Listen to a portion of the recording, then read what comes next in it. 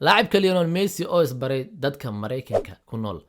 maadaama Mareykanka aan saas looga xiisaynin kubadda cagta 11 kulan kooxdiisa ma aysan badin kulankii ugu horeeyay ay badiyaan ayuu noqday waxaana guusha u soo hooyay isla asaga ciyaartan waxaa daawanaya dad caan ka ah ee Mareykanka haddii noqon lahayd basketballka tenniska sidoo kale kubadda cagta iyo dad kale يعني waxyaabo kala duwan sameeyaan oo caan baraha bulshada caan ka si ah reactionadooda ayaan daawanaynaa muuqaalkan daqiiqadu waxay maraysaa 94 waxayna maraysaa ciyaartu 1-1 laacibkan ayaa loo dhigay kubadda xorta ah maadaama lagu galo foul kubaddan waxaa laga rabaa laacibka inuu dhaliyo Lionel Messi waa ognahay firkiyaal wuxuu soo dhaliyay inaba caadi ahayn kii Liverpool hadda daawatin Champions League oo ka dhalinayay inaba caadi ma ahayn frikiga qatar ayuu ku yahay Lionel Messi لاعبكان ayaa shabaqa wuxuu ka dhigay gees kor ah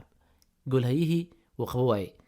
gooshaasna waxay noqotay gool cajiib ah sidoo kale dadkii daawanayay haddana noqon lahayd dad caan ah sidoo kale caan ka ah baraha bulshada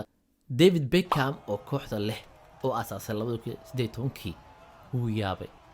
wiilkan ayaa jeedin speed ayaa la wuxuu taageeraa Cristiano Ronaldo ciyaarta ayuu joogay oo daawanayay Lionel Messi markii oo frikiga dhalinayay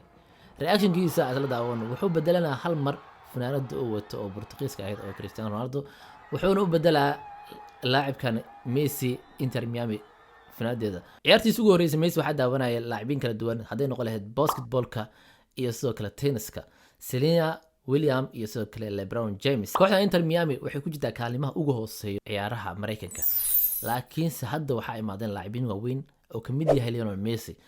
Messi ciyaartiisi kuwaad saameyn weyn ayuu u dhigay oo sidoo kale badis ayuu siiyay marka laacibkan haddii ay dhisaan koox asaga ku heeraysan sidoo kalena kubad la qaybsanayso laacibkan wax badan ayuu ka caawin doonaa Lionel Messi kuma raacanayo kubadda cagta hadda waa sii duqoobay oo mar ordayo 90ka